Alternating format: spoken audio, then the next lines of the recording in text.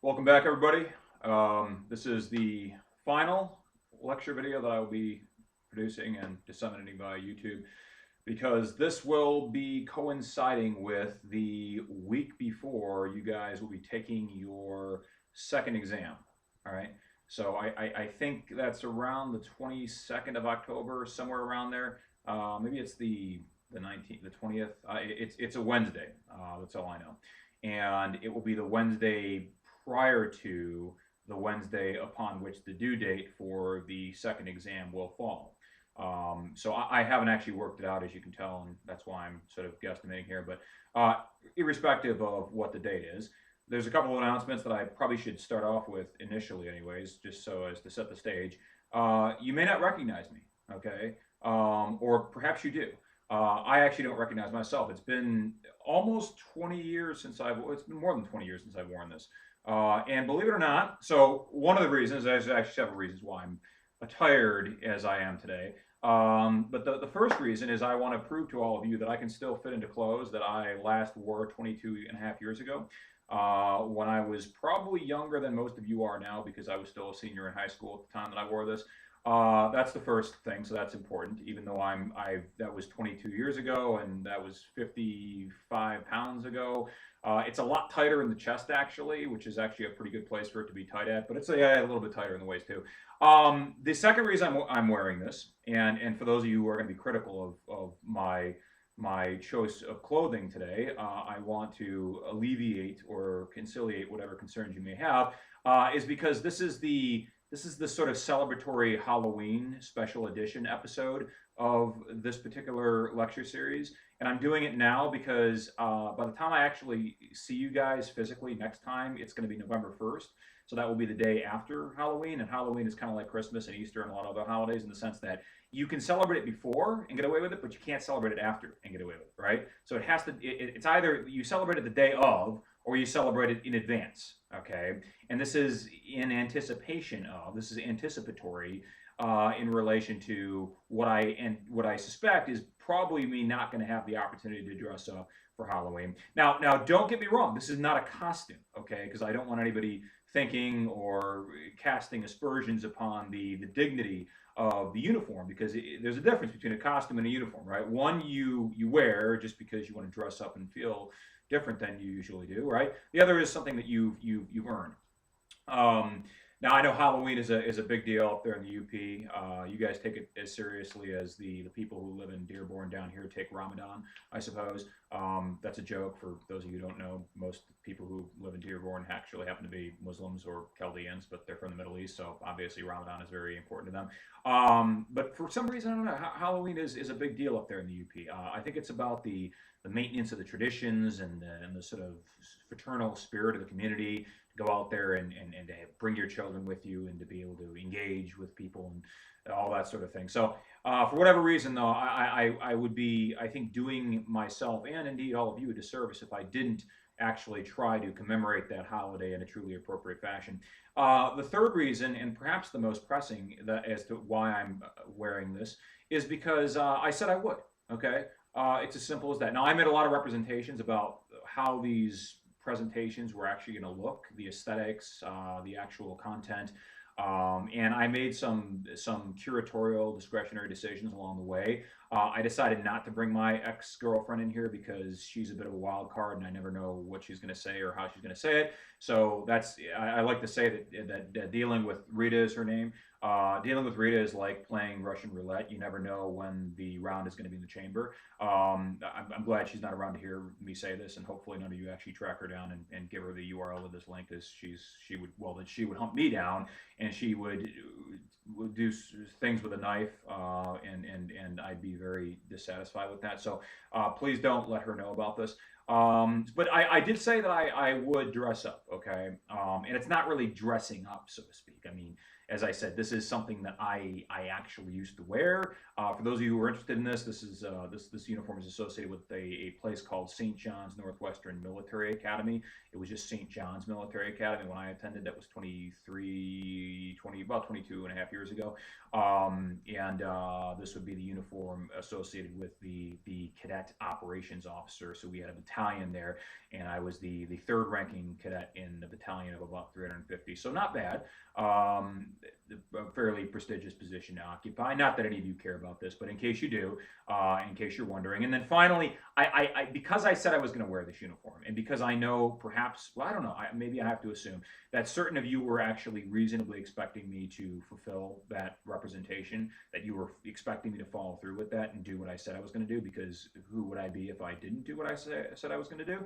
And so for that reason, I felt it was important, and I couldn't easily get away with showing up with this physically at the Copper Country Center. Could you imagine me coming to class looking the way I am? And in addition to the other accoutrements associated with the rank of cadet major here, I've got this saber. Now, all cadet officers were given this as a sign of your leadership, and it was a sign of your command authority. I like to think it was a sign of our executive authority. It's kind of like why the Roman dictators and the higher echelon Roman magistrates used to carry around what were known as fasces, right? Which is actually the etymology of the word fascist. And fasces was just a bunch of axes that were bundled up in a bunch of rods, wooden rods. And the rods symbolize the continuity and the solidarity of the Roman people, and the axes, of course, symbolize the executive power of the magistrate. So he could go around and order people to be executed because he had that authority on behalf of and in furtherance of the interests of the state. Well, I like to think that this is like the axes and the fasces, in that this is representative of the executive authority of an officer, a cadet officer who could, you go over there and cut that person's head off, or you go over there and execute that guy because he failed to salute me or disrespected me or talk some shit about me. Now, that wasn't actually the case, but it was sort of like that. We could actually issue beatdowns on people. This is well before the day that we had all kinds of litigation about hazing. That actually happened a couple of years after I got out of there. But back in the day, the good old days, or perhaps the bad old days, depending on how you looked at it, there was a lot of beatings going on there. So anyways, this is the uniform, and as I said, I couldn't very well wear this at the Copper Country Center because I would perhaps be considered to be armed and dangerous. I don't know whether or not this qualifies as an armament. I would like to believe that it doesn't. I think it's more decorative and ceremonial. But for those of you who are wondering, and again, I'm not going to take up any more time than necessary, and that's actually going to be my second point about the timeliness of all this, but I'm getting to that. This is a saber. It's not a sword. A sword is straight. A saber is not. And a saber is curved, and the reason the saber is curved is because the saber was traditionally used for cavalry. Okay, and the cavalry would be riding up on their horses, and then they'd encounter an enemy, and then they'd have to slash, right? They'd have to slash, and so they'd slash with a cutting motion, and hopefully cut the neck open, slice open the jugular, whatever it is you're going to do. But of course, this was used, as I said, for ceremonial purposes, and this is how you salute with a saber. I'm going to stop doing this because I could waste a whole lot of time talking about the proper pomp and ceremony and the customs and the protocols as they're associated with how to the manual of arms is referred to. So those are the reasons. That's the rationale as to why I'm looking the way I am. And for those of you who cast any aspersions on my right or my prerogative to wear what I'm wearing, I did earn this, okay? It may seem a bit incongruous with what you know about me or what you think you may know about me, but back in the day, I was pretty hardcore. Hardcore in terms of following the rules and indeed administering the rules, right? I suppose some things never change. So the next point I want to make, and this is an important point, it's actually one that I couldn't have made before because I didn't actually become cognizant of this until very recently. I went through and I started doing sort of the analytical assessment of the YouTube videos as I put up there's probably about a dozen of them now over the course of the last however long it's been. I haven't seen you guys in about, I think it's about 8 weeks, but I'm 2.5 weeks ahead of the material. So actually it's more like, well, would that be 10.5 weeks, right? So 10.5 weeks, what is that? That's more than a dozen. That's more like, well, I guess that would be about 20, right? Somewhere around there. Well, anyways, I went through and I scrutinized what YouTube refers to as the quote unquote analytics. Okay, and what they're referring to, of course, is the data concerning user traffic, right? How many people are watching your videos? How many of them are return users? what points of the videos do they stop watching? What points of the video do they start watching? What points of the video are most frequently watched by the people who watch your videos, et cetera, et cetera, et cetera. Now, one of the things that I came to the realization after having gone through and looked at these analytical data that YouTube is providing me with is go ahead and guess what the average watch time is for one of my YouTube videos. I'm hoping to at least, one of the reasons I forgot to mention, the final reason why I'm wearing this is, yes, this is not clickbait, right? I'm not trying to get you guys to like this. I don't care. As I said, I'm completely indifferent as to whether or not people like my videos. I hope you don't dislike my videos. If you have something bad to say, I'd appreciate you say it to my face and not anonymously through YouTube. But if you've got to do that, fine, go ahead and do that. It says more about you than it does about me. But the other reason is because I want you guys to pay attention, right? Because I went through, and the average watch time, okay, now I can't say for cumulatively for all of my videos because I did other videos in association with other courses even well before I met any of you guys, and I don't know what the tally was for all those, but I can tell you that for this class, I went through and I calculated, right, and I forgot exactly what it was, but it's somewhere between 14 and 15 minutes. Okay, so the average student in this class, there's 9 of you, okay, so that average is skewed because it's such a small sample size. It is not a very good representative sample, so I don't know whether or not this is accurate for a larger group. It may not be. There may just be a lot of you who don't particularly find what I'm saying to be particularly engaging, but that to me is not a good sign, okay, because that to me suggests that you're either insufficiently motivated to be sufficiently attentive so as to actually engage with these videos to the extent that is necessary, so as to properly assimilate the material and therefore apprehend and understand it,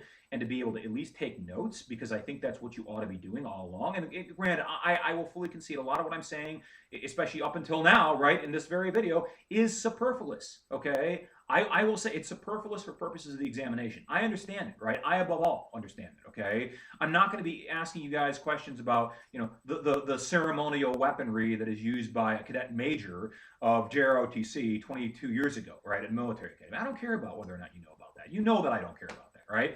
But what I do care about is whether or not you're learning, okay? Whether or not you're learning the information, which I think is really critical and dispositive to your success in the context of the exams.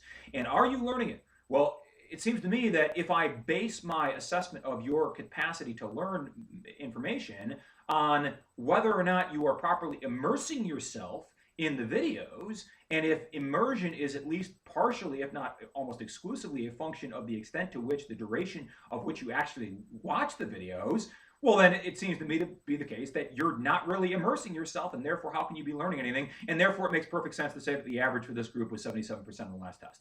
The average for my online students, okay, I'm telling you guys, not to denigrate you, right, not to demean the academic achievement that certain individuals in this class were able to consummate for themselves, but rather so as to inspire and to motivate you, because it makes a difference to me that you know just how badly you guys are doing in relation to my online class. And there's no reason for that. There's absolutely no reason for that, right?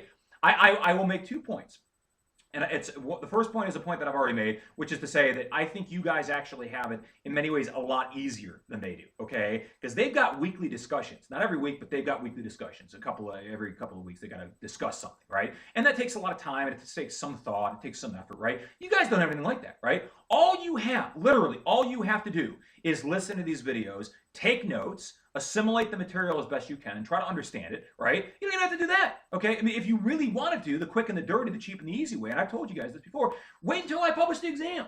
I'm going to put the exam out there. Exam number 2, I wrote it a week ago, okay? So, this, and by the way, that's another point. The stuff associated with these videos, don't think that because this stuff is beyond the purview of the next exam, right? There's exam 1, which concerned all the stuff in the beginning of the class. Then there's exam 2, which concerned a lot of the stuff up until a certain point in time, probably about a week and a half ago, right? But then there's a bunch of videos that go beyond the scope of exam 2.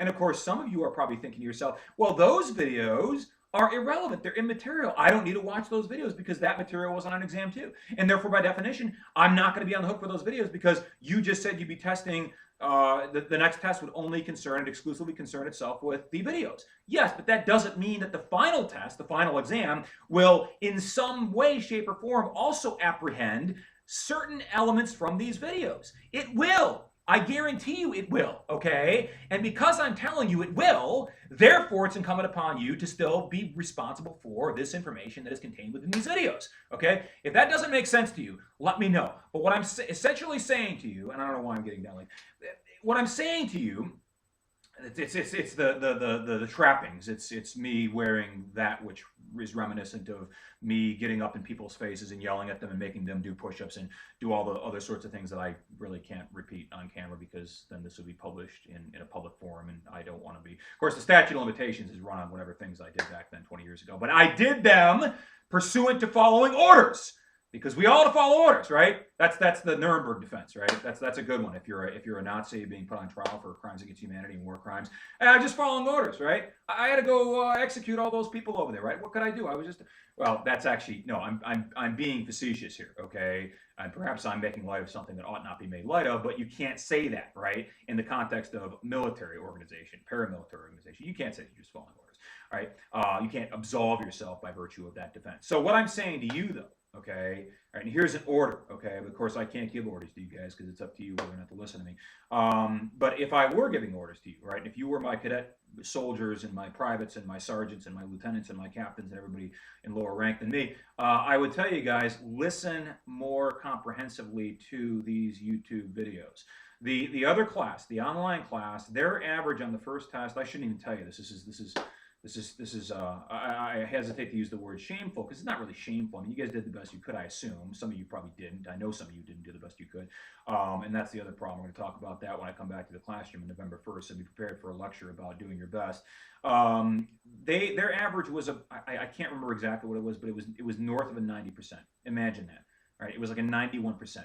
Okay? Out of the 17 of them that took the test, all right, 12 of them earned A's. 6 of those A's were either 99 or 100%.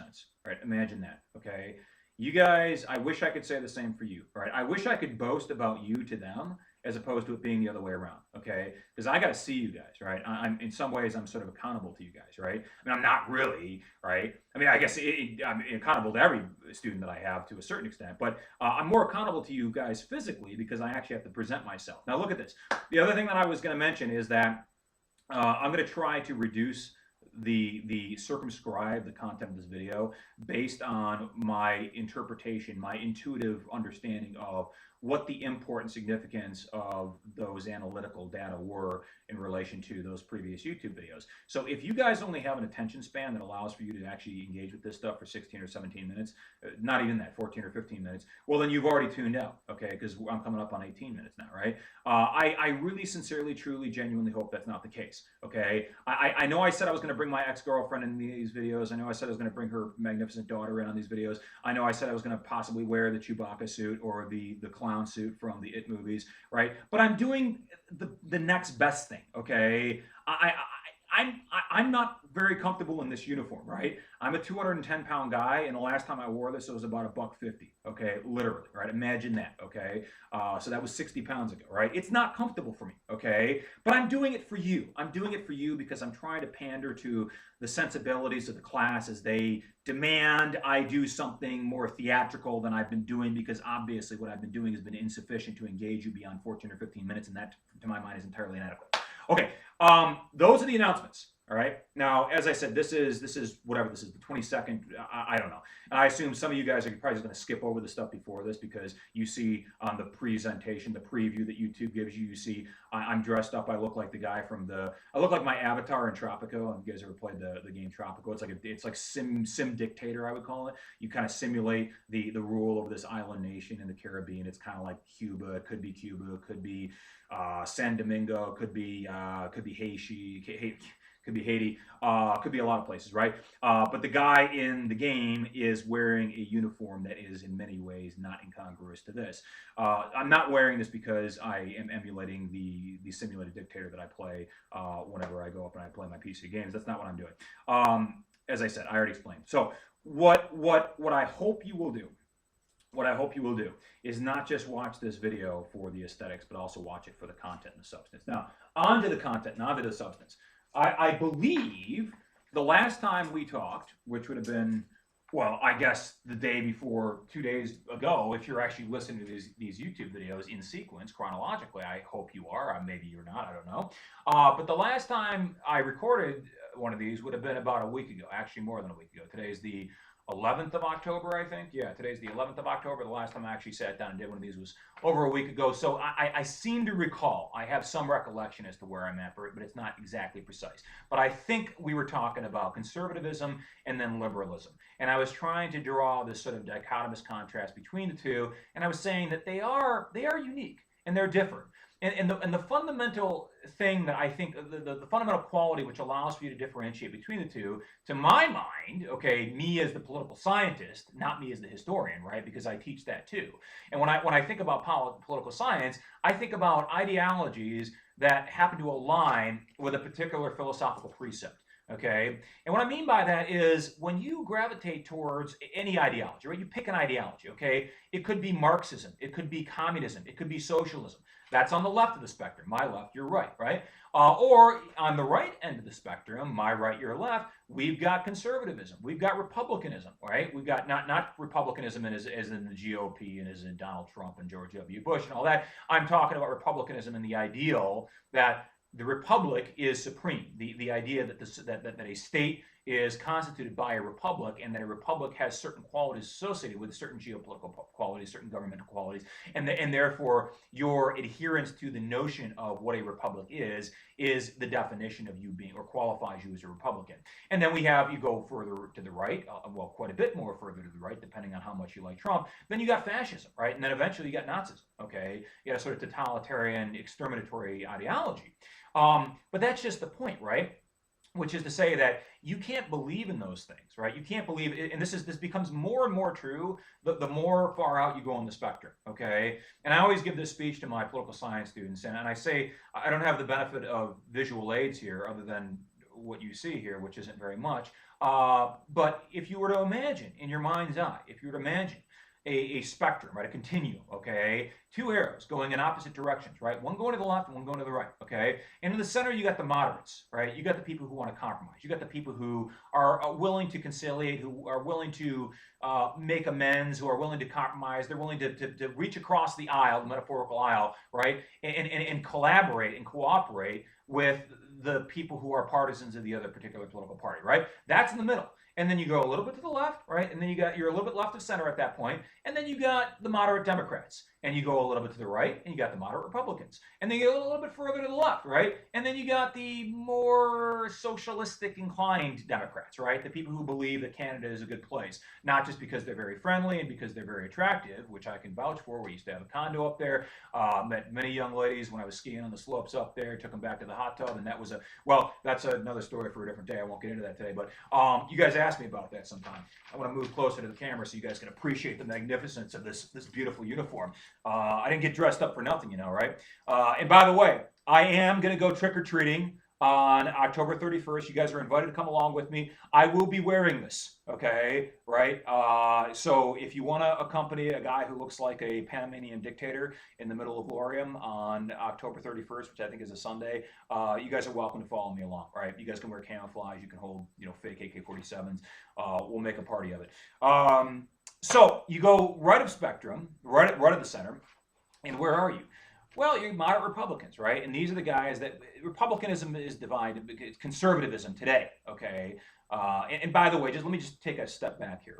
Let's take the 30,000 foot view here. What I'm trying to do for you guys, right, is I'm trying to draw the parallel, the analogy between what I'm talking about in terms of ideologies, political ideologies, conservatism and liberalism, in the context of the 18th or the 17th or the early 19th century, trying to draw a connection between that and how those ideologies manifest themselves in the 21st century in the context of the United States, right? Or in the context of the mid-20th century, because you had literally a battle of ideologies in the 20th century. I mean, that's what the 20th century was really all about, okay? I mean, different historians have different perspectives, but I say to you, and you can take it or leave it, but I suggest you take it, that the 20th century was really a battle about what?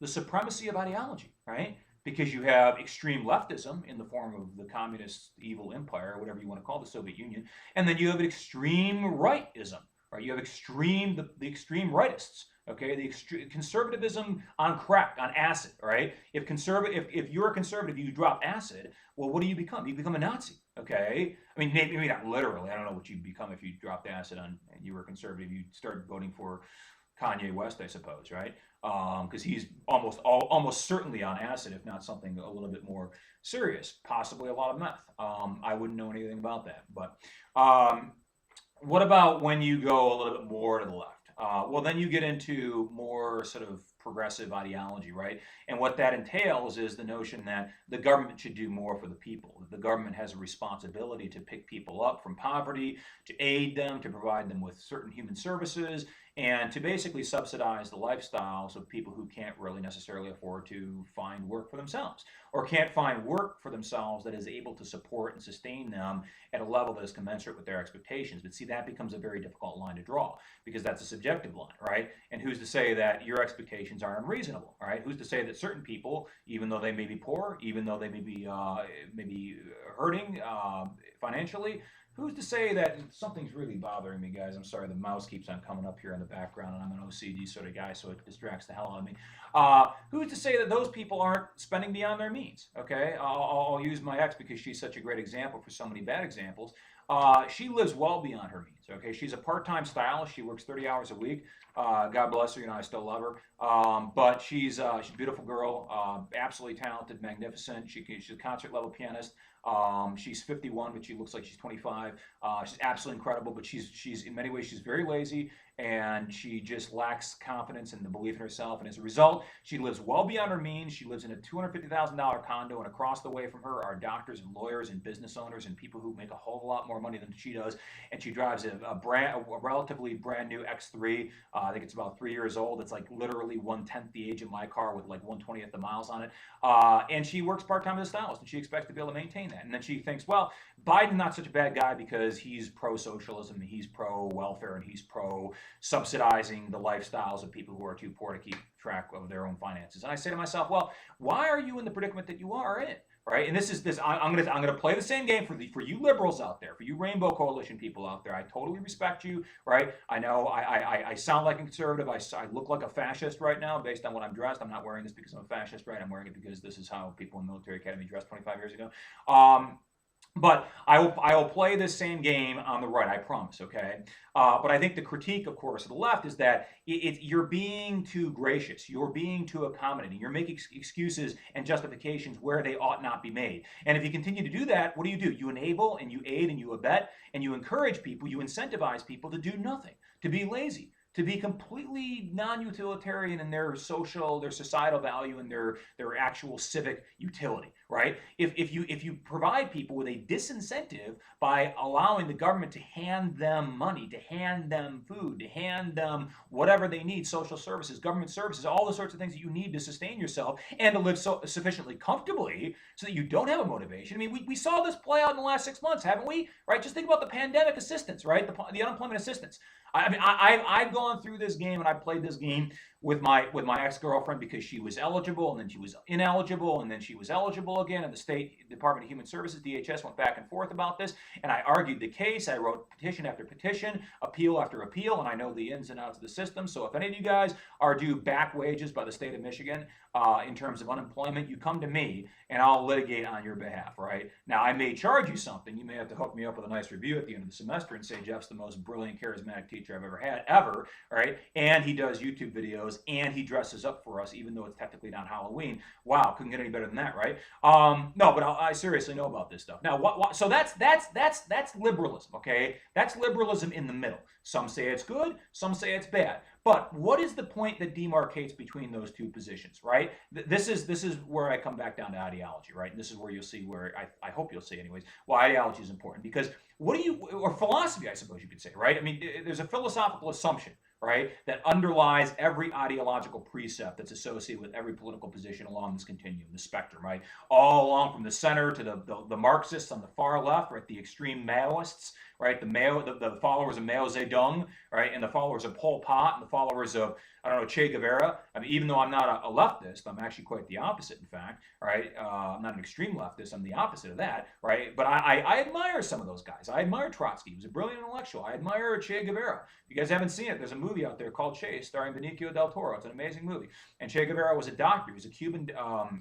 He was actually Argentinian, and he was, well, it means he's from Argentina, and he went around the world. He went to countries that Donald Trump and his ilk would refer to as shithole countries, right? And what did he do there? He gave of himself. He offered his medical expertise. He contracted cholera and malaria and suffered all sorts of indignations and all sorts of depredations as a result of his love for the people, his love for humanity, because fundamentally Che Guevara, like a lot of leftists, was essentially an optimist and idealist, and he assumed the best about people, like Rousseau, right? Rousseau is the axiomatic, paradigmatic paragon, I suppose, right? The personification of the leftist ideal. Not quite the Marxist ideal, but it's not too far removed. You can get to Marx, you can get to Marxism, and you get to communism, you get to Leninism and Trotskyism and all socialism. You can get to that just a few steps away from the recommendations of Rousseau, the ruminations, the philosophical ruminations of Rousseau. So that's the left, okay? And incipiently, at its core, in the essence of all this, it presupposes what Rousseau would have assumed, okay? Which is, going back to what I said, I don't know how many lectures ago or how many weeks ago, right? But what did I say about Rousseau? What did he assume? What did his devotees and his disciples assume about human nature? They said we're fundamentally good, okay? And if you assume that people are fundamentally good, and people will fundamentally do the right thing, even when nobody's watching, right? Well, then it's hard to reconcile that presupposition with the fact that only, well, what the average watching time of the YouTube videos here is 14 minutes. Rousseau was wrong, right? I mean, doesn't that vindicate the Hobbesian proposition? For those of you who are paying attention to what I've been saying all along, right? Of course, none of you will know this because you're only been spending 14 minutes watching these videos, so you won't know any of this, right? But the other side of the coin, right? The flip side of the coin, the conservative side of the coin, right? It's over there. It's right, okay? Okay, you go right of center, and then you're in you're in Republican territory. You get a little bit further to the right, and then you're in sort of more hardcore Republican territory, less willing to compromise with the other side of the aisle. You're more towards Trump, right? So you got George Bush. I guess HW was sort of just right of center. He's a guy who compromised, and you got W, his son, who was a little bit more right of center than George H.W. Bush was, and then you got Trump, way more to the right than George Bush ever was. And then beyond Trump, there's really nobody. I mean, I'm trying to think anybody, maybe David Duke. I mean, I'm trying to think of mainstream politicians here in the United States who are so far to the right of Trump that it makes Trump look like a centrist or a moderate. I mean, I don't know anybody that's not affiliated with the Ku Klux Klan or the neo-Nazis, the Aryan Nations, or the American Nazi Party. The American Nazi Party, believe it or not, it exists. Okay, it's not just a pantomime of the fantasies of the people who create HBO and Netflix specials. For those of you who watch The Man in the High Castle, you'll get that reference. But what about going far to the right? Okay, well, what do you assume if you are? Well, I never finished with the left, right? Far to the left is you go to socialism, and then beyond socialism, you get to communism, and we know where that leads. Okay, we know where that leads because communism has been repudiated. History has vindicated the criticisms of communism, and what I mean by that is if you wind the clock back to 1989. 1989 was the beginning of the fall of the Soviet Empire. In December of 1989, Christmas Eve, 1989, in Bucharest, okay, Romania, the capital of Romania. If you had been in Bucharest in 1989, you would have seen guys dressed up like me, okay? But unlike me, who carried around a saber, which is just a meaningless symbolic sort of token of leadership, you had guys dressed like me that were carrying AK-47s. Actually, the guys that would be dressed like me would not be carrying. They'd be carrying, I don't know, Walther PPKs or some kind of handgun because they'd be high-ranking officers. After all, I was a major, right? And I'd be a commander of a battalion, okay? So I wouldn't be some grunt with an AK-47. But you'd see guys toting around heavy firearms, heavy weapons, and they were defending the regime of a guy by the name of Nikolai Chauchesku. And Chauchesku was the last dictator of Romania. And this was when the proverbial walls began to tumble in 1989. okay, because people were sick and disgusted and they were living in privation, and there was hardship and there was famine and there was barely subsistence level income, and people could barely take care of themselves, okay, and so that's when the walls began to collapse, quite literally, okay. Chauchesku, it's an amazing video. You guys can find it on YouTube. Actually, I would strongly recommend you go and Google this, or just type it into the YouTube search bar and you find it. It's Nikolai Chauchesku. I don't know how to spell him, but he was the dictator of Romania for the better part of 50 years. So you can find that out. That's 2 steps away in a Google search. And somebody made a recording of the final days of this guy, right? And he's up there on the Capitol building, their equivalent of the Capitol building, and he's being defended by what were known as the Securitas, so their version of the SS. And the people are crowding around this massive square. It was like the Red Square there in Bucharest, and they're demanding the blood of the dictator. He knows that if they get a hold of him, the people get a hold of him, they're going to literally tear him apart. It's amazing. And then he leaves. He exfiltrates in a way that's very evocative and reminiscent of the fall of Saigon. It literally, from a helicopter on this building, as it's being overrun by the zombie hordes, right, or being overrun by his own people who are looking to get their hands on him and literally tear him limb from limb. Absolutely amazing. It's like something out of a movie. So that was the beginning of the end. Now, what's the point I'm making here about communism? Well, what I'm saying is that communism doesn't work because we know it doesn't work, because history has shown that whenever you have a communist country, unless it infuses some other ideological precept, some other form of rule, because if you look at China, you can't say that China is an absolute communist country, okay? And the reason you can't say that is actually, for those of you who are paying attention to what's going on over there in Jinping land, right, in the land of Winnie the Pooh, who's the dictator of. You didn't know this. You guys didn't know this, but Winnie the Pooh has an alter ego, right? And his alter ego actually is the chairman of the Communist Party of China, right?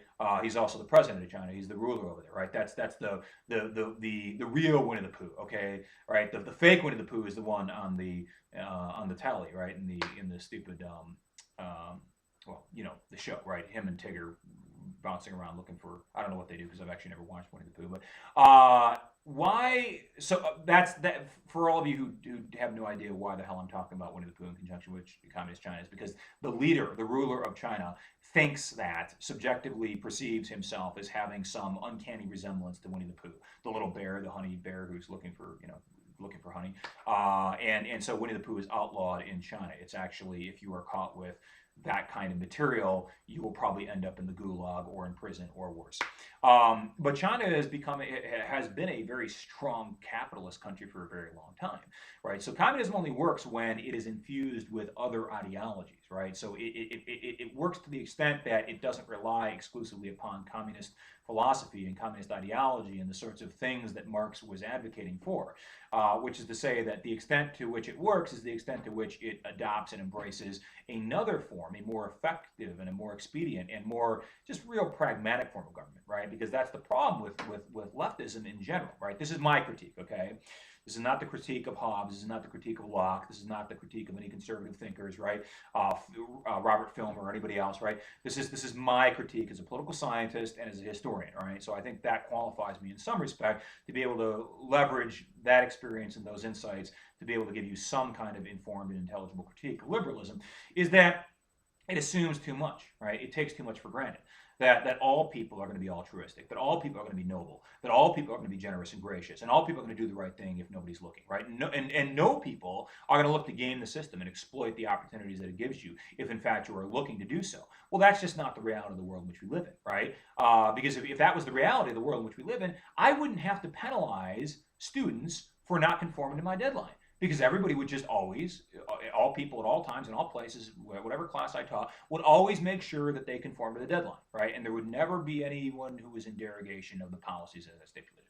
I wouldn't have to have some kind of coercive mechanism so that, well, if you don't do this, if you don't do A, then therefore B, okay, right? And that's the coercive element. But if that's true of people who live in the UP, the most honorable and noble and courageous and hardy and decent people that I know, if it's true about all of you, who are about as altruistic and caring and compassionate and neighborly as I can imagine, right? Well, that's certainly got to be true of people who don't live in the UP, right? What about people down here in the Big D, as I like to call it, right? I don't call it the Big D, right? In Detroit, or people in Chicago, or Cincinnati, or New York, or anywhere else, right?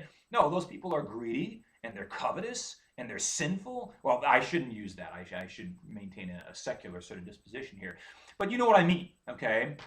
And so I think that the problem, that's the problem with leftism, right? Is that it presupposes a certain philosophical position, which itself believes or asserts that humanity is good, right? That even though we are fallible and of course we are flawed, right? That's certainly axiomatic, right? But nevertheless, we try the best we can under almost every circumstance, okay? And that if we are given the opportunity to be equal with one another, we will embrace that because we all strive for egalitarianism at the end of the day, right? Is that really true? Why did communism fail? Why did communism fail? Well, I mean, you could say it has multiple explanations, Jeff. That's not a very intuitive question. That's an exceedingly complex question. Well, yes, it is, right? But I'm talking about communism in terms of the faults, the systemic faults that are built into the ideology itself. Well, what is it? There's this very great movie. It's called Enemy at the Gates. Jude Law, Rachel Weisz, absolutely gorgeous English Rose, married to Daniel Craig. Mrs. James Bond. Okay, you got to watch it just for her. And Ralph Fiennes's younger brother. Okay, so the guy who plays James Bond's boss, which is M, I think his code name is. His younger brother Joseph Fiennes plays a Soviet commissar. In the movie Enemy at the Gates. And it's about the Battle of Stalingrad and these two snipers, Major Koenig, who's the German, and Vasily Zaitsev, who is the Soviet. And they still honor and commemorate the legacy of Vasily Zaitsev in the Soviet Union, in Putin's Russia, which is essentially the same thing as the Soviet Union. In that movie, there's a scene where Joseph Fiennes, he's a Jewish guy, he's a very smart guy, very erudite. I think I don't know if he's an attorney, but he's a commissar. Real brilliant guy, the character, and I think the guy himself. Generally, they pick pretty smart people to play pretty smart characters. Otherwise, it's not very convincing. You're not going to see. Who can I defame? You're not going to see the guy from Magic Mike movies play a Hannibal Lecter type character. You're not going to see whatever his name is. My brother actually believes that he is actually technically mentally. Intellectually disabled, shall we say, that he's literally intellectually disabled. I said, I don't know if he's that bad. Channing Tatum, right? You're not going to see him play some genius. He's never going to be cast as Napoleon or Hitler for that matter, right? Or Stalin for that matter, or Saddam Hussein for that matter, right? Doesn't have the fortitude for it.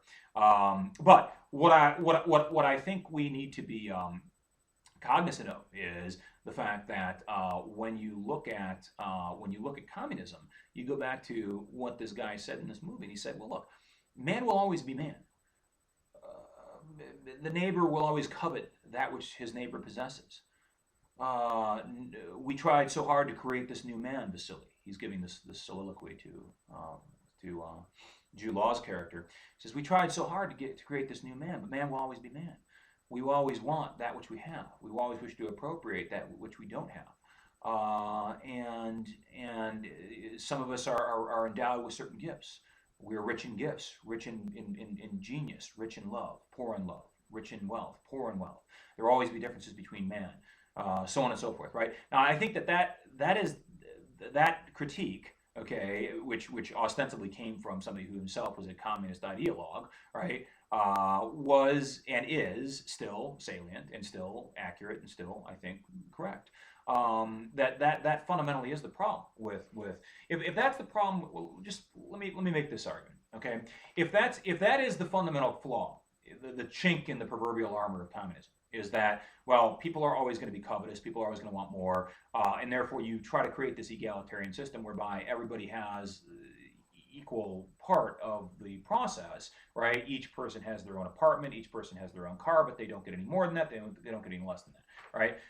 From each according to his abilities, to each according to his needs, the motto of universal socialism. If that is in fact the case, and that was in fact the case in the Soviet Union, and that was in fact the case in Poland and Belarus and Ukraine and Bulgaria and Romania and Yugoslavia and Macedonia and all the other places I go off the top of my head, right? For many years, for 70 years, right? After the Second World War, from 1945 until 1991, right? That was the case, right? Well, that's not 70 years. I'm not a mathematician, okay? So you can't fault me. Don't begrudge me my mathematical disabilities. But if in fact that doesn't work in a communist state, because people are greedy and they're desirous of having more, and they want to achieve and they want to succeed and they want to obtain more things because we're materialistic and we naturally incline towards a consumeristic sort of form of capitalism. If that is in fact fundamentally true about communism, is it any less true in the context of a socialist system? Is that any less true? Right? Because what you're saying is that communism doesn't work because human nature does not allow for a system whereby we treat people fairly, because people are always going to want more. Okay? And what does that say about humanity? What does that say about our human nature? Well, I think it says a lot about us, right? It says that we are greedy, we are covetous, we are desirous of more, right? If we can have a little, we can have. Well, you give them an inch, we'll take a mile. That's not true of everybody, right? But it's certainly true of everybody to a certain extent. Okay, and if that's true in communism, is it any less true in the context of socialism? And is it any less true for people who are looking to exploit the welfare system, to look in the game, the system? Well, no, it's no less true. It's equally true, because humanity is humanity, regardless of where and when it happens. All right. So I think that's the critique of liberalism.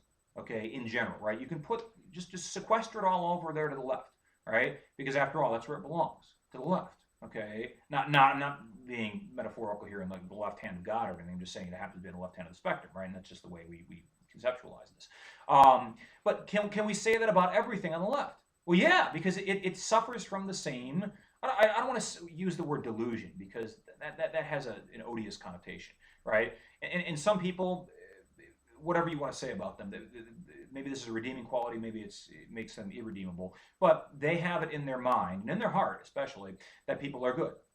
Okay, fine. Go over there and live in your Rainbow Coalition La La Land, right? And see how that works out. Because I'll tell you, at the end of the day, at the end of the road, where it's going to lead to is communism and totalitarianism and repression and subjugation and control and rule of the elites and a kleptocracy and an autocracy, right? And all the sorts of things you see in Cuba and in North Korea and the former Soviet bloc and all these other places that I could list. Again, I mean, the history is replete with examples.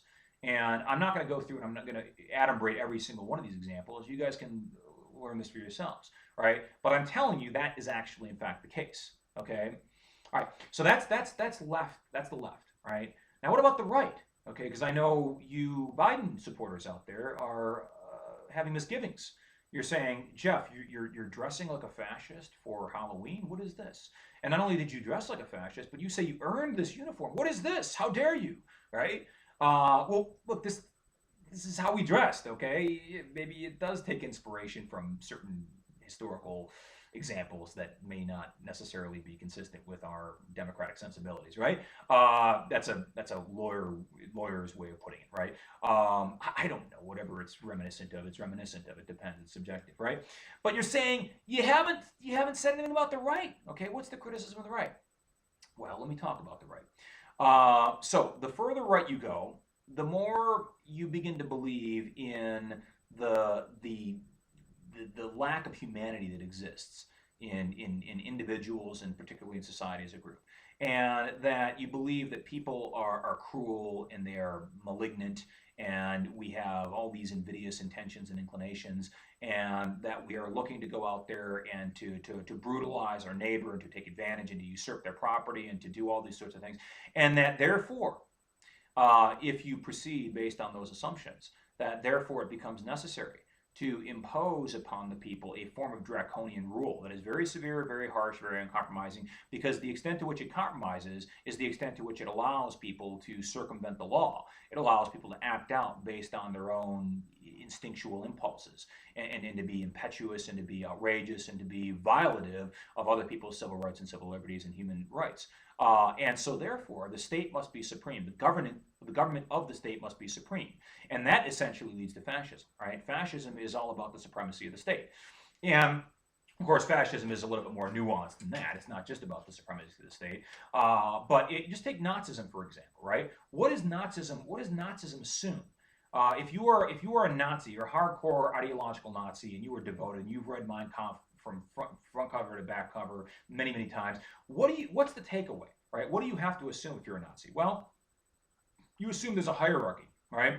Everything in fascism and everything in Nazism and everything on the far right, for the most part, is hierarchical, right? Authority is hierarchical, right? There are echelons of authority, right?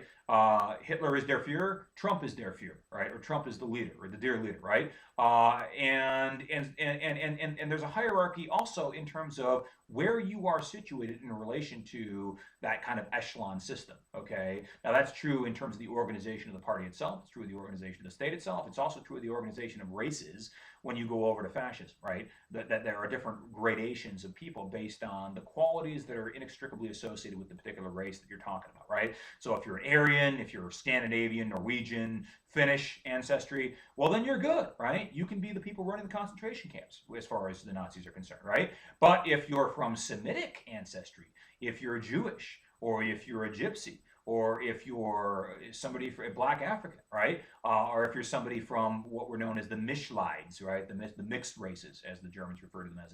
If you're somebody like that, well, then by virtue of your inherent blood, the fact that you have this sort of genetic predisposition, well, that is flawed. That makes you unable to realize the potential that other people have, right? By virtue of you falling within this hierarchy, right? And it's very rigid and it's very inflexible. It's kind of like the caste system in India, right? You guys go to India, the subcontinent, right? And you see, still yet to this day, right, the 21st century, they still rigidly conform to the precepts of the caste system.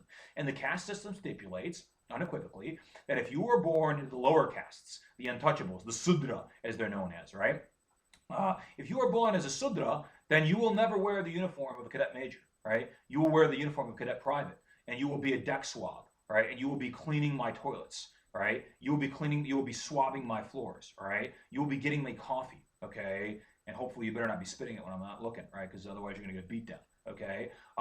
And then you go up from there, right? And there's other classes, and there's the warrior, or the castes, not classes, the castes, right? Well, that's kind of what fascism believes in, right? It assumes that there are these boundaries that exist that you cannot escape. These are inescapable. Again, demography is destiny, right? And that, of course, is wrong. And that, of course, is flawed. And that, of course, is inhuman, right? It's inhumane in the sense that it doesn't give people the benefit of the doubt. Okay, now that's I don't know if that's the best I can do in terms of my critique of the right. I suppose the other problem you can say about the right is that it insists on absolute deference to supreme authority. And this is the farther you go to the right, okay, the more true this becomes. The more centralized the authority becomes, the more powerful the government becomes, the more you have to defer to it, the more deferential your relationship is vis-a-vis the government. And that works if, in fact, you have a very charismatic and a very sagacious and a very wise and genuine leader who's very capable and very highly qualified to be in command of the state. That's true, right? If you have somebody like Napoleon, for instance, right? Highly qualified on the basis of the fact that he was an expert general, he was a phenomenal bureaucrat, he's a very charismatic, very courageous individual, right? You could say all those things are true about Napoleon. Can you say all those things about Saddam Hussein? No. I was just watching this show on, I think it was originally on HBO. It was called House of Saddam. Okay, and it's sort of the rise and fall of Saddam Hussein and his family and his entourage, and it's absolutely incredible. It's absolutely revealing. I mean, it's very insightful to realize that this guy, even though he was megalomaniacal, he was absolutely obsessed with power, those were really the only those are the only qualities that really led him to achieve the success, if you could call it. It's a form of success, becoming a dictator, I suppose, right? I mean, he will be remembered for all time, not for very good things, but nevertheless, he'll be remembered. But he really, well, he didn't really, I mean, he was a smart guy. He wasn't brilliant. I don't think he's a particularly courageous individual, right? And for all intents and purposes, a fairly mediocre man, right? But nevertheless achieved this supreme authority. I mean, this diabolical form of absolute authority in relation to the people of Iraq. So that's what, and that actually is a form of fascism. Okay, it was called the Ba'ath Party, right? And the Ba'ath Party was ostensibly a form of socialism, but in actuality, in reality, it was much more a form of fascism. If you looked at how the state was run, it was fascistic. Okay, so that's all that. Now, I wasn't intending on spending that much time just going on and whatever you want to refer to that as, an extemporaneous monologue. But because I took that much time, and actually I was only planning on going for half an hour today because this was your special Halloween edition of the YouTube video. This was an effort to get you guys to say nice things about me, even though I'm wearing a uniform, which hopefully doesn't distract you too much from the substance of what I'm saying. But I do have to turn to the slides because I've treated the slides in a somewhat disingenuous manner. I haven't really been paying much attention to the slides. And as I said before, but I'll say it again because for those of the majority, you only spent 14 minutes watching videos that are an hour and 53 minutes. You've been watching what, less than 10% of the overall video, right? You've been watching 8% of my videos. That's very gratifying to know that all my hard work and all my effort and preparation really goes a long ways with all of you, right? I really appreciate that. I'm being facetious, right? It's your if you guys don't want to watch it, that's fine. You can turn me off 52 minutes ago. Okay. Oh, this guy's wearing uniform. That's all I need to know. Okay, that's the end of that, right? Fine, right? But don't come looking at me when you fail the next exam, right? And I'm not going to know that. I mean, I'm not, or I should say, I'm not punished. I'm not. You're not being penalized by virtue of you're not listening to or watching these videos, right? But I am nevertheless going to know that you didn't watch the videos, right? I'm not punishing you for that fact. It's just an immutable, inescapable conclusion that if in fact you don't watch the videos, you will not be able to understand the nuanced points that will be necessary for you to properly apprehend to be able to actually master the art of writing responses that are actually intelligibly responsive to what I'm asking you on the next test. So it seems to me that this is a prerequisite, and it's one that you really can't dispense with. Now, as to the slides, I printed off 2 slides because my printer's running out of ink. Number 1, and number 2, I felt that these are the slides that are really the most integral to helping us understand and elucidate the nature of liberalism and the nature of conservatism, and contrast those two in the form of questions. So I've got some questions. Now perhaps I should relegate these questions for what, 3 weeks from today, because today is Monday, the 11th of October, so that's going to be what is today? Today's Monday, the 18th. I'm going to see you guys on the 1st of November. Yeah, so that's 3 weeks from today. Maybe I should just say to hell with it. I'll finish up. It's been 54 minutes. We'll call it a day. It's been a good. We had a good vibe going, right? We're keeping it real with the uniform and the saber and all that. But I can't do that, right? I can't do that because I would feel as though I'm being negligent to the 1 or 2 of you who actually does bother to watch the hour and 53 minutes. So I'm going to ask these questions now, and of course I'm going to have to answer these questions myself because there's nobody else here to do that for me. Okay, so I got a slide. This is where I'm reading from, by the way. I'm reading from a slide. It's entitled The Advancement of Liberalism in Europe. I look a lot better with this hat on. And that's why I like to wear hats. Now you guys know I don't have hair club for men, and that's why I look the way I do. All right, so the first question is, why is it ironic to observe that the ideology of progressive liberalism was oh, you know what? Before I get to this, I got to talk about something else. Okay, because this question presupposes information that you actually don't have available. So let me talk about this. The culture of liberalism. All right, we did talk about that. Expansion of liberalism. Okay. So one of the points that I need to make about this is that the reason liberal ideology took hold in Europe at this particular time, the post-Napoleonic era, was because Napoleon was essentially a propagator of this liberal ideology. Right? Now, I think I did talk about this in the context of our assessment of Napoleon and his legacy and what he really represents historically. But it's important to remember that despite the fact that Napoleon was an autocratic sort of quasi-fascist in and of himself, if you actually looked at the way in which he ruled, you could say that he was very absolute in terms of the form in which his government took, the form of power in which it exerted. I mean, he was an absolutist. He was an absolute monarchist, right? Because he was himself, in fact, a monarch. He was an emperor. He declared himself emperor based on a plebiscite. The popularity of the people, of course, supported that. But nevertheless, right, it doesn't detract from what it is you're claiming you're representing yourself to be, right? So he was the emperor of the French people. Now that is the apotheosis of absolutism, right? That is the apex of absolute monarchy is what that is, right? And that was the form in which the French Empire took. It took the form of an empire. But nevertheless, it was an empire that was responsible for disseminating and propagating a liberation ideology, which was based on the Napoleonic Constitution. So Napoleon sat down and ostensibly wrote this Constitution himself. It's kind of like the legend of Saddam Hussein writing this Quran, which then was placed in the center of the Saddam Hussein, the very blasphemously, sacrilegiously named Saddam Hussein Mosque in the middle of Baghdad, which actually, as it happened to be, the largest mosque in the world. But this Quran was allegedly written in the blood of Saddam Hussein himself. Imagine that. It's blood, all right. It's probably not his blood, but it's somebody else's blood. There's a lot of blood around Iraq to write it in at that time, and not just goat's blood and pig's blood, but actual human blood.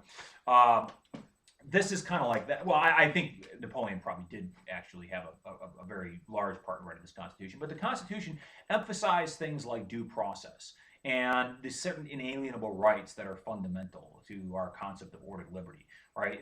In many ways, it kind of mimicked the Bill of Rights and the Constitution of the United States and the sorts of freedoms and the sorts of rights and the civil prerogatives that we tend to take for granted oftentimes, which we ought not. But in many ways, it imbued people with that sense of they have some dignity, they have some basic dignitary protection, which the law is concerned with maintaining.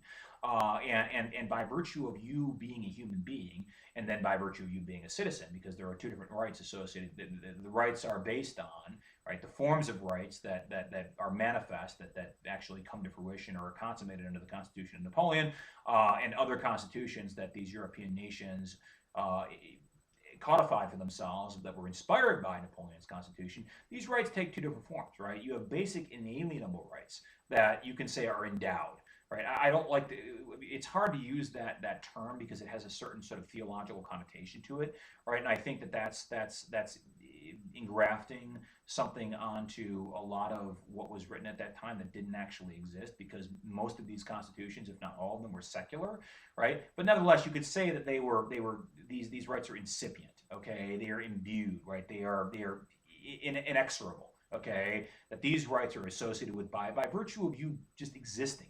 You have certain rights, okay? The right not to be killed, okay? The right to life, in other words, right? The right to do as you see fit, so long as you're doing as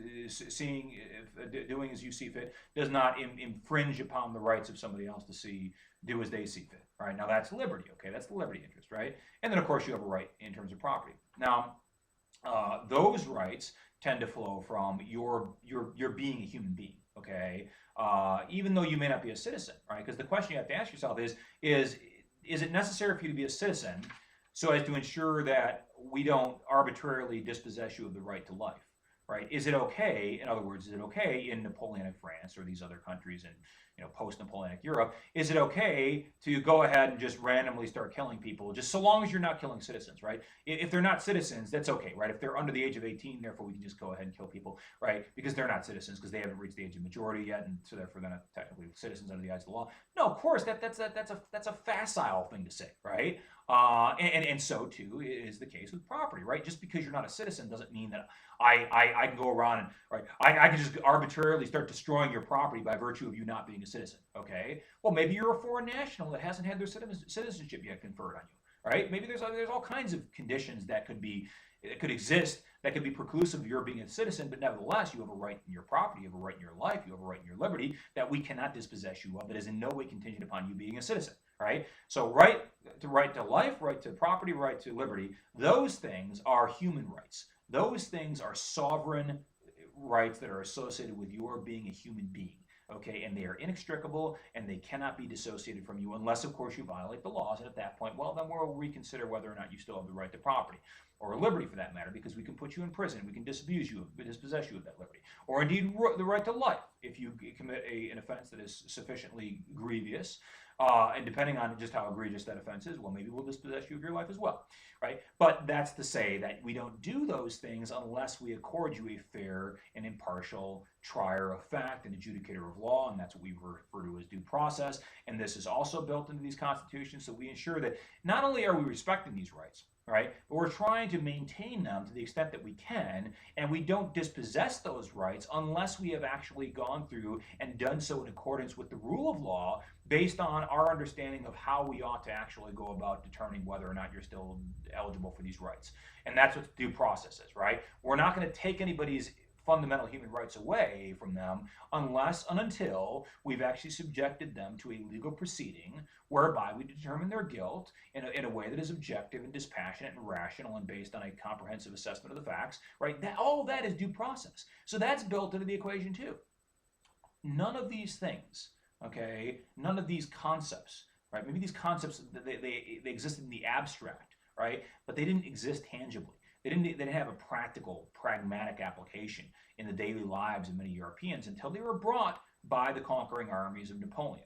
And it's just like Pandora's box, right? Once you open this box, right, she's got this box, okay? Well, there's this box called Pandora's box. It's something from Greek mythology, right? But it's a metaphor, right? And you open the box, right? You let something out of this box, right? It's like, think about the age of the atomic bomb, right? We are living the atomic age, my friends, and have been ever since 1943 or 42, right around there. Anyways, and once you discover nuclear technology, you can't undiscover that, right? You can't repackage it up and say, oh, let's forget about that, right? No, it's out, right? The cat is out of the bag, right? You can't walk the cat back at that point, right? Well, so too with the concept of liberty. So too with the concept of fundamental human rights, okay? Because once people are acclimated to having these rights, it's very, very difficult to dispossess them of those rights. Now that you have promulgated these rights by virtue of a constitution which ostensibly represents the collective interests of the people, even though it's being foisted upon them unilaterally by the conquering armies of Napoleon, nevertheless, it is a constitution, right? And a constitution means what it says and it does what it means, right? And what does it say? It says that you citizens of the Netherlands, of the German principalities, of Austria, of many of these other countries, Italy, right? Many of these other countries that were never, hitherto, had never understood what real liberty was because they had always been ruled by an absolute monarch who never allowed the citizens to exercise the prerogative of some fundamental rights. I mean, you had the right to not just be arbitrarily killed, I suppose, but even that wasn't a guarantee, right? I mean, it was more like a Saddam Hussein type situation, okay? But my saber is coming undone here, guys, and I got to wear this uniform properly, or not at all. And that's something that was literally beat into us when we were young men. And so I remember receiving many a beatdown, and actually issuing a few as well when I was a cadet officer. And so we have to be true to ourselves, and we have to wear our sabers properly. That's what I'm talking about. Not to be true to ourselves in terms of honoring what the Constitution says, but we also have to be true to ourselves in that sense as well. So fundamental rights, right? Those are human rights. Okay, the right to life, the right to liberty, and the right to property. Now, what about other rights? Are there other rights? Well, yeah, there's some other rights. What about participation in democracy? Right? Is that a fundamental right by virtue of me being born? I have the right to go out there and vote. I have the right to go out there and decide who I want to represent me in the legislature. No. You don't have that right by virtue of being born. That right is associated with or flows through, is derivative from your status as a member of the Vox Populi, the citizenry in general, as a member of the citizenry of this particular nation. So you are a constituent member of the people, the Vox Populi. This is a Latin term, but it's used in the constitutions at this time. Many of these people thought it was a funny term to use. Well, they thought it was a nice term because it was impressive, right? Because it's Latin and it probably traces its origins back to Cicero or one of the great Roman writers. And it just means that the people collectively, right? The citizenry as a whole, okay?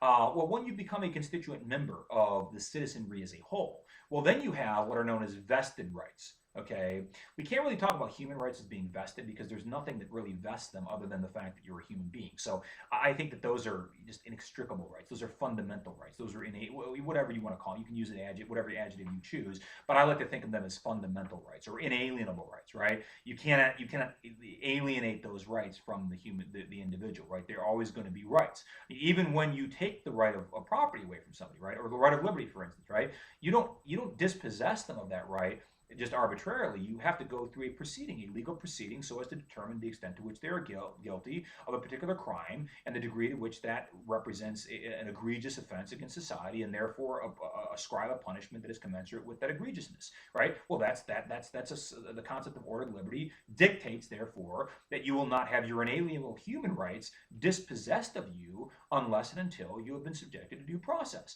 Now, this is all very politically scientific in terms of how I'm actually representing these arguments. But of course, I have to do it this way. I don't know any other way, right? Because I teach political science. I've studied the United States Constitution. I love constitutional law. I love to talk about these things. But at the end of the day, you have to understand that one of the things I'm trying to imbue you with an understanding that I'm trying to inculcate in your minds is that, yes, there is a real strong, I think, inexorable connection between what is going on now in Europe at this time, in the 1820s and 1830s and 1840s, right? And what actually happens later on, whereby we have this sort of metastasization of rights as a result of what is known as the 1848 revolutions, right, across mostly Germany, but also other places in Europe, right? And so you really don't have this notion of fundamental rights in Western Europe, anyways, in this class is all about Western civilization. We really got to talk about Western Europe. You don't have that notion of fundamental rights that we we are entitled to,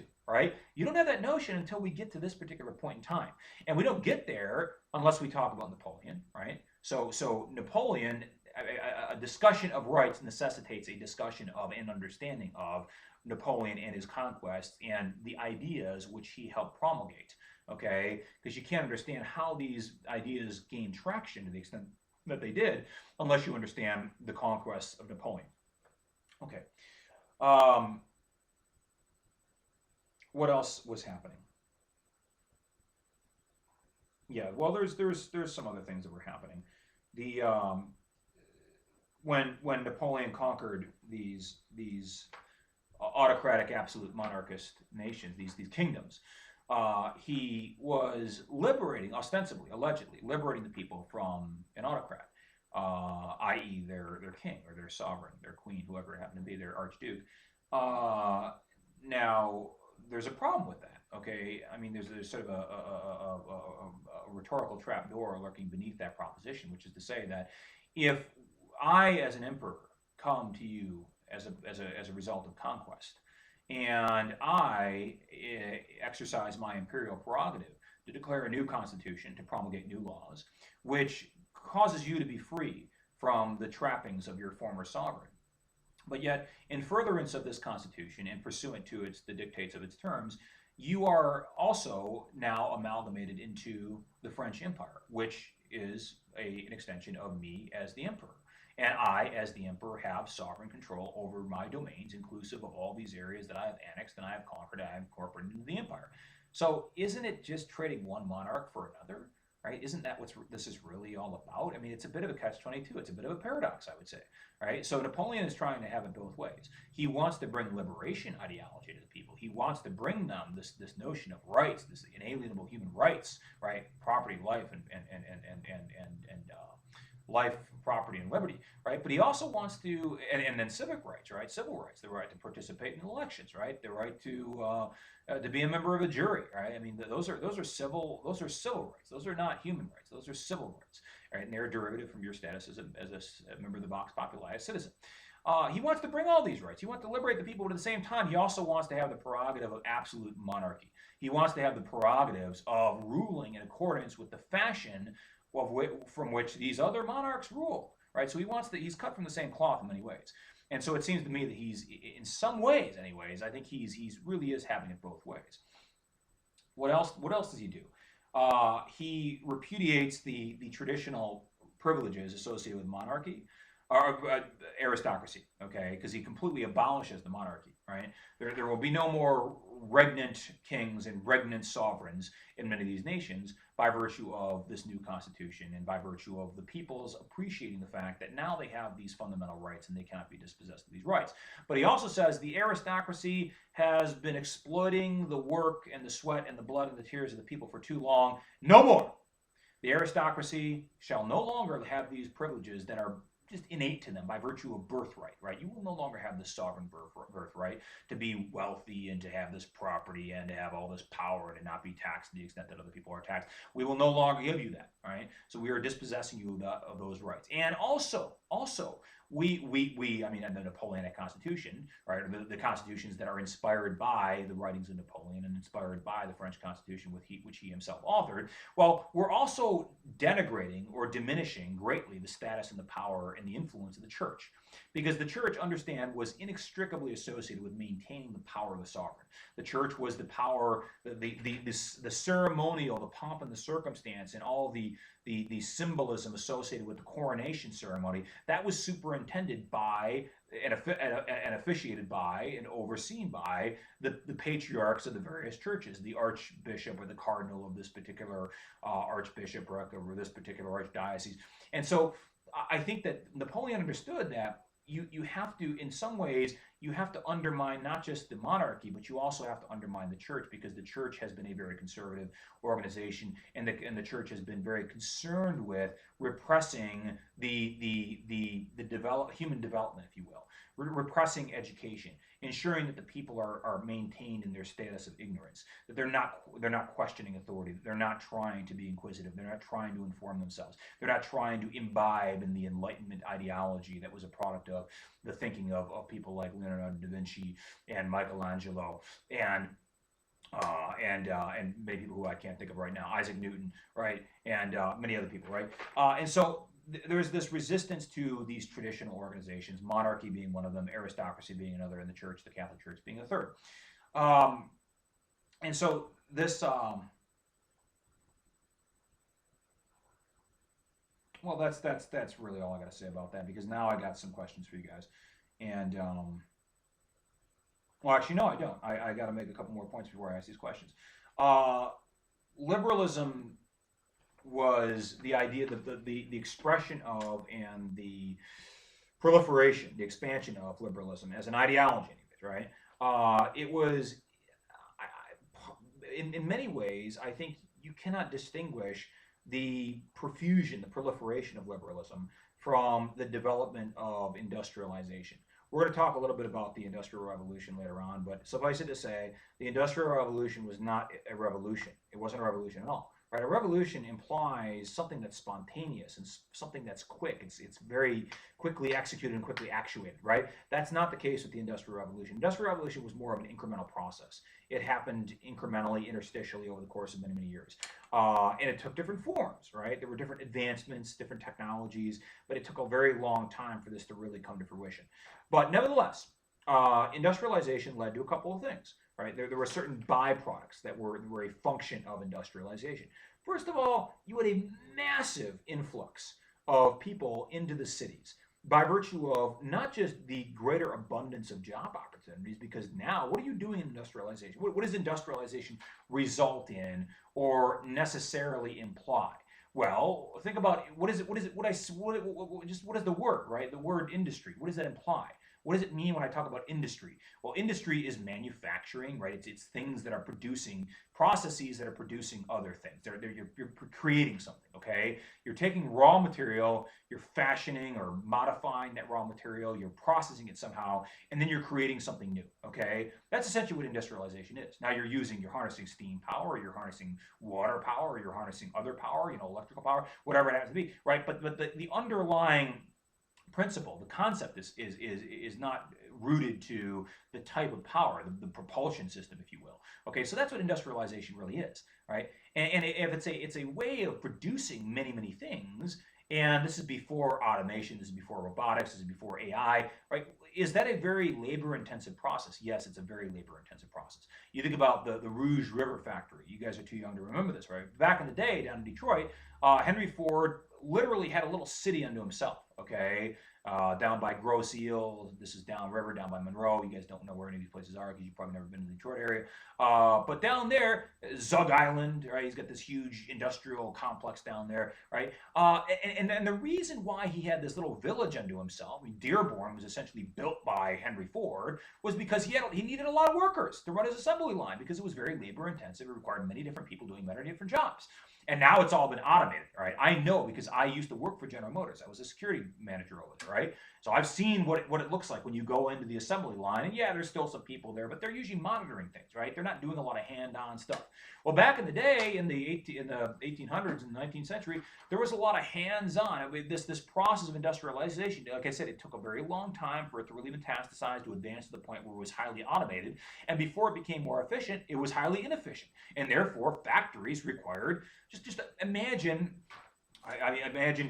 there's a scene in Les Miserables, the great Hugo Victor's play, musical, and later movie starring Russell Crowe, who is one of the worst singers, but one of the greatest actors, rather paradoxically. That's not much of a paradox, but watch it just to hear Russell Crowe sing. Your ears will be bleeding, if not your eyes as well. You'll be bleeding from all orifices. It'll be like Ebola, right? It'll be worse than Ebola to have to listen to Russell Crowe sing.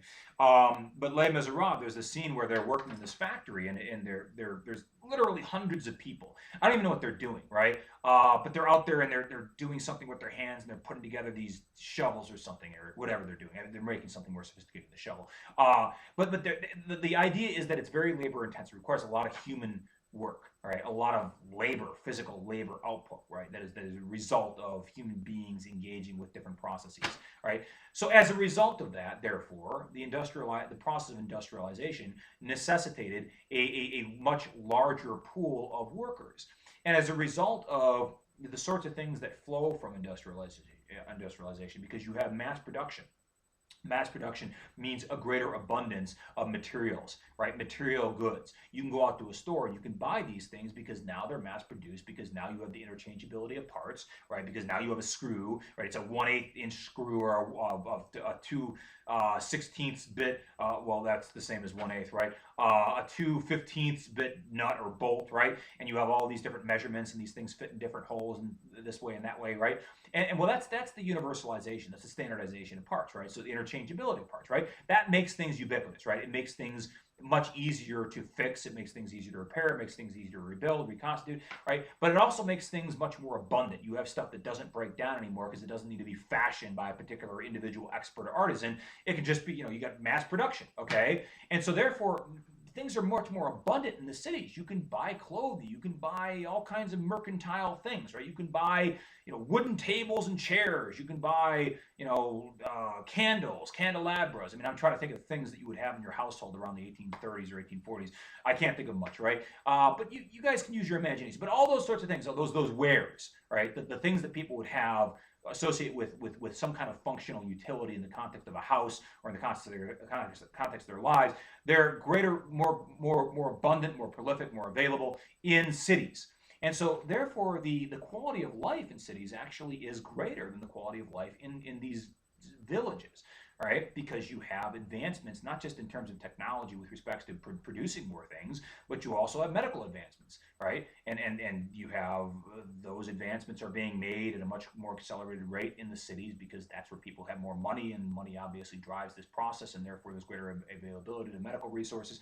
And so therefore the quality of life is increased concomitant with all these things. So people are coming to the cities as a result of this.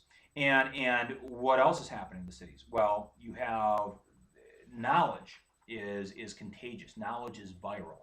Okay, we have this term viral, right? It has different connotations, different meanings in different contexts, right? And of course, the original context was, well, I've got this virus. It's like measles or smallpox, and it's highly contagious. I can go into an elevator if I got measles, and there's 10 other people in the elevator, and because it's so contagious and it's aerosolized, right? It's an airborne disease like COVID. Well, after 5 minutes in that elevator, everybody in the elevator is going to have measles, right? And so too with I think polio was extremely contagious. There are other pathogens that are out there that are like that, right? Well, that's what viral meant in the original sense. But viral also means that just things spread very quickly. Okay, are ideas viral? Ideas are absolutely viral. Okay, I mean, it depends on the mode and the mechanism that you have to disseminate those ideas and how efficient that modality is. But let's say, just think about living in a city in the 1800s. You've had the printing press around for a long time. Okay, so information is disseminated very rapidly, and people are able to be informed by that information, right? And if they can't read, somebody else will read it to them. And so as a result of this, when you have a lot of people living together in a relatively small area, whereas before the process of industrialization, you had relatively few people living in sparsely populated areas, such as the UP, right? The difference between the pre-industrial era and the post-industrial era is kind of like the difference, demographically speaking, between the UP, bucolic, arboreal, all right, very reminiscent of Amish country, right? Think about Western Pennsylvania, okay? There is Amish country right there along Highway 117 that connects US 2 with 41, right? I know all about that, right? Because I drive through there at usually way faster than the speed limit, but I'm always watching out for the buggies, the horses and buggies, because I respect the hell out of those people for maintaining their traditions and being true to their convictions, because that means more to me than most anything else. But you think about that's the difference between pre-industrialization and post-industrialization, right? So a few people living in a very large open area, right, mostly subsisting off of agriculture, and industrialization happens, and people begin moving into the cities because there are more opportunities, because the quality of life is higher there, right? And there is information, there is knowledge, there is enlightenment that is happening in the context of these cities because it is inevitable, it is an inescapable conclusion. It is going to happen, right? Now, that can be a dangerous thing if you're a monarch, right? If you want to maintain, or if you're the church, right? You're the Catholic Church, and you want to maintain the ignorance of the people, the systemic ignorance that exists with the people, because the more ignorant they are, the more they rely upon your capacity to interpret things that are based on their superstitious understanding of the world around them. Which is to say that if you're a cardinal, you're an archbishop, or you're just a parish priest, right? You're a Catholic priest, right? Well, the people are stupefied. Their ignorance is so stultifying. They don't understand why lightning strikes. They don't understand why the wind blows trees down. They don't understand why the waves sometimes crash over the side of the ship and sink the ship, right? They think these things are all acts of God. And if you live in this state of profound ignorance and you don't understand geology, geological forces as they animate volcanology, you don't understand meteorology as it causes certain storms to build up, and the winds, right, and how the winds are a function of atmospheric conditions and high and low pressure systems, and the differential between cold, dry air mass and warm, moist air mass. And you don't understand meteorological principles because you're ignorant, you're stupid, you don't know any better, right? You don't understand lightning because Benjamin Franklin has yet to, well, actually, Benjamin Franklin has come along already, right?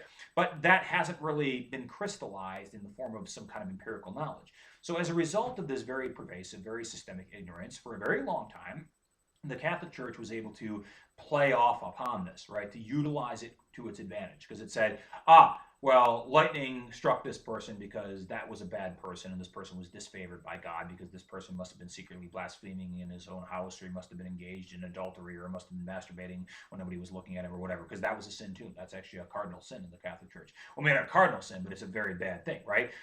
So don't be doing, again, thought crime, right? You can be convicted of thought crime in accordance with the precepts of Catholicism. Okay, so there are all sorts of things that you could be doing that could cause God to be wrathful and God to strike you down, and that's what people thought whenever natural disasters happened. They didn't understand. They had no germ theory of disease, right? It was the Jewish theory of disease, right? The Jews are poisoning the wells again because people were very anti-Semitic, and the more ignorant they were, the more anti-Semitic they were, and the more ignorant they were, the more they turned to the church for explanations. Okay, and therefore, the more fervent, the more zealous, the more fanatical their belief became, because the church made intelligible to them things that were indiscernible, incomprehensible.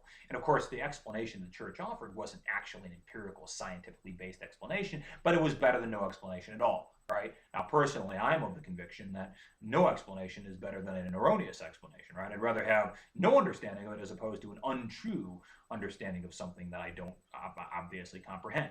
But nevertheless, that was that, and this is one of the reasons why Napoleon sought to fight the power of the church, because it was in the interest of the church to perpetuate, to continue to maintain the ignorance of the people, because it relied upon that ignorance as a form of accruing and sustaining and maintaining power.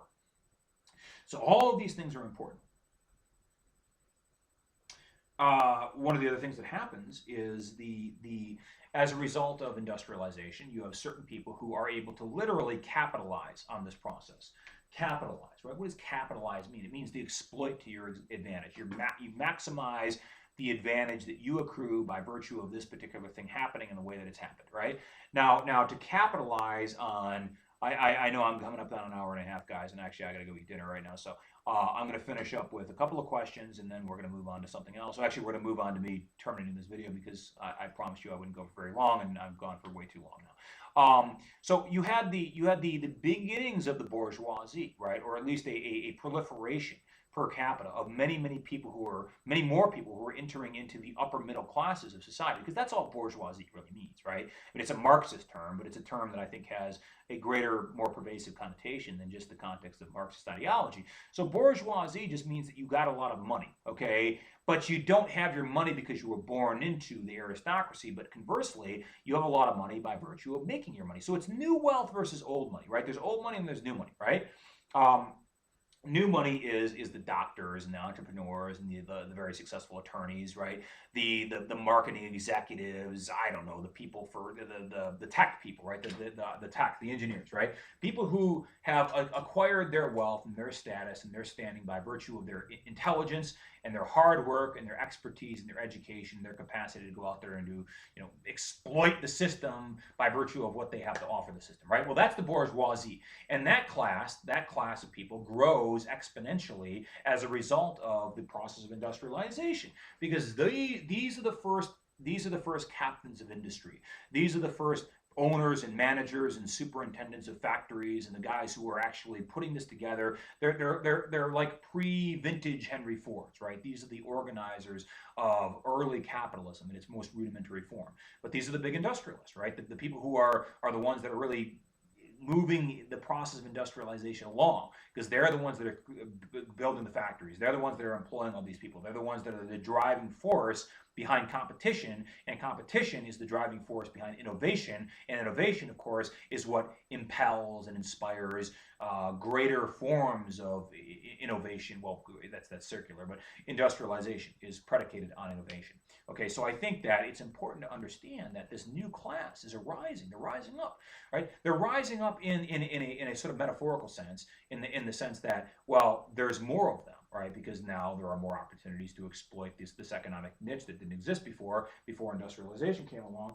And now you have people who are owning factories and they're producing things and they're making a lot of money as a result of this. And they are covetous of the privileges of the old aristocracy, and they want that for themselves. And so much of liberalism is a product of the desires of this new money, this new wealth, the bourgeoisie, the factory owners, and the merchants and the capitalists. They want their fair share of political power that is commensurate to or representative of the economic power, the financial power that they possess. And who can blame them, right? Who can blame them?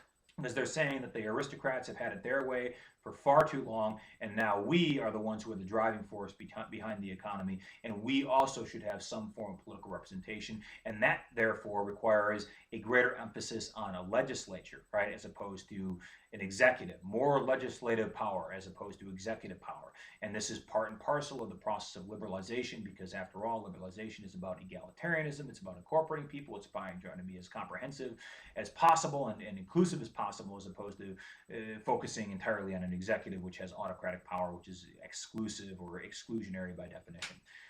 Okay, I've got a bunch of questions that I want to ask you guys, but I think I'm actually going to end up doing what I was planning on doing originally. And I was supposed to have a little show and tell with Niall Ferguson here. Well, it's not show and tell because you guys have seen this before, but to reintroduce some concepts and to introduce some new concepts. But if you want to hear, or if you want to read rather, what Niall has to say about what I'm talking about in terms of the ideological differences and how they're important to understanding different political systems, and indeed how philosophy, fundamentally, at its core anyways, you start with philosophy, you get to ideology, and then you really get to politics later on, right? So it's a sort of a three-step process. But if you want to know what Niall Ferguson, our author, this very wise, very erudite scholar, has to say about the very same things that I'm really talking about, I was able to find it. It's in chapter, I don't even know what chapter it is, but it's the chapter entitled Property. And more importantly, he starts talking about it right around page 106. Okay, so he talks about the differences between Rousseau and Hobbes, and then he gets on to Locke, and he gets on to the repudiation of Filmer's patriarcha. But see, I talked about all these things. And I talked about all these things not because I read up to that point in Niall Ferguson. I haven't read 100 pages in this. I haven't even read 20 pages. Well, I've read about 25 pages, right? But I talked about this because I understood that much of what he was going to be getting at sort of anticipated the need to discuss these things. So that's that. I hope you guys enjoyed the lecture, the YouTube lecture series. This is the end of that series, and I guess that's the final reason why I'm dressed up the way I am, because I wanted to commemorate this event and make it as memorable as possible. This is a farewell to arms, right? A farewell to arms. You guys get it, right? Because I'm armed, right? So it's a farewell to the arms. Because I'm going to take this saber off here in a second because I'm going to go eat dinner. Well, I'll see you guys in 2 weeks from this video, or actually less than that, about 10 days. Stay well, be safe, and let me know if you guys got any questions.